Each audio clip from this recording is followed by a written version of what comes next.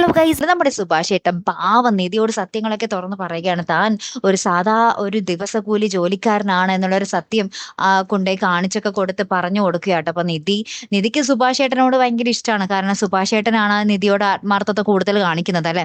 അപ്പൊ നിധി ഇക്കാര്യം വേഗം തന്നെ നമ്മുടെ സുധീഷിനെ വിളിച്ച് പറയുന്നുണ്ട്. അപ്പൊ സുധീഷിനോട് പറയുന്നുണ്ട്, നിങ്ങൾ കുടിച്ച വെള്ളത്തിൽ വിശ്വസിക്കാൻ പറ്റില്ല. നിങ്ങൾ അമ്മാതിരി കള്ളങ്ങളും കാര്യങ്ങളുമാണ് നിങ്ങൾ എന്നോട് ചെയ്തിരിക്കുന്നത്. നിങ്ങളെ കാണുന്നതേ എനിക്ക് വെറുപ്പാണ് എന്നൊക്കെ പറഞ്ഞ് നമ്മുടെ നിധി എങ്ങോട്ടൊക്കെയോ പോയി വേറൊരു സ്ഥലത്തേക്ക് പോയി ഇരിക്കുന്നൊക്കെ ഉണ്ട്. എന്നിട്ട് സുധീഷ് നിധിയെ അന്വേഷിച്ച് പോകുന്നുണ്ട്. പക്ഷേ പിന്നീട് കാണുന്നില്ല. നിധിയാണെങ്കിൽ എവിടെയൊക്കെയോ പോയിരുന്നു. ഭയങ്കര കരച്ചിലാണ്. താൻ വിശ്വസിച്ച് പോകുന്നതാണല്ലോ, പക്ഷേ സുധീഷ് തന്നെ ചതിക്കുക മാത്രമാണല്ലോ ചെയ്യുന്നതെന്നൊക്കെ ഓർത്ത് നിധി ഭയങ്കര കരച്ചിലാട്ടോ. അപ്പൊ സുധീഷ് വേഗം തന്നെ സുഭാഷിന്റെ അടുത്ത് വന്ന് പ്രശ്നം ഉണ്ടാക്കുന്നുണ്ട്. നിങ്ങൾക്ക് അനിയത്തിയോടുള്ള ഇഷ്ടം കൂടിയപ്പോൾ എല്ലാ സത്യങ്ങളും തുറന്നു പറഞ്ഞു. നിങ്ങളപ്പോ എന്റെ കാര്യം ഓർത്തോ? അനിയന്റെ ജീവിതം എങ്ങനെയായാലും നിങ്ങൾക്ക് ഇനി ഒരു കുഴപ്പമില്ലല്ലേ എന്നൊക്കെ പറഞ്ഞ് അവിടെ നമ്മുടെ ചേട്ടനും അനിയനും തമ്മിൽ മുട്ടൻ അടിയാവുന്നുണ്ടേ.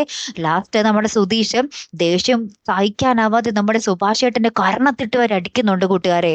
അത് ഭയങ്കരമായിട്ടുള്ള ഒരു നിമിഷങ്ങളാട്ടോ. നമുക്ക് കാണുമ്പോൾ കണ്ടു നിൽക്കാൻ പറ്റില്ല, പക്ഷേ അത്രയ്ക്കും ഭയങ്കര സങ്കടം തോന്നിപ്പോകും. എന്റെ സുഭാഷ് ഏട്ടൻ ഭയങ്കര സങ്കടത്തോടുകൂടി നമ്മുടെ സുധീഷിനെ നോക്കുന്നുണ്ട്.